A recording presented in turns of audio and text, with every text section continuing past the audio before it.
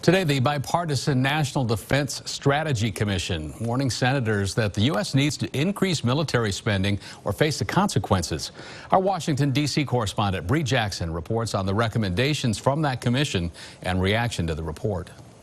The National Defense Strategy Commission says the U.S. military is losing ground. We are now on the cusp of a national security emergency because of the waning of our military advantages. Commission co-chair Eric Edelman says America's enemies, especially Russia and China, are catching up. That worries Virginia Senator Tim Kaine. We might need to be engaged in military action where Russia and China decide that they jointly have an interest. The commission says the national defense strategy is on the right track, but adds the military needs more money.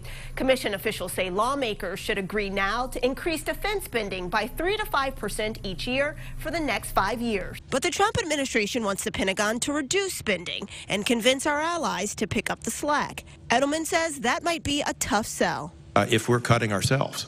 I mean, that's usually not a formula for getting your allies to do more. But Georgia Republican Senator David Perdue says the huge federal deficit cannot be ignored. With the financial crisis that we have, how do we engage our allies who face the same problems we do? Lawmakers say they'll continue to examine the federal budget and work with the Defense Department to make sure the men and women who serve have the resources they need. In Washington, Bree Jackson.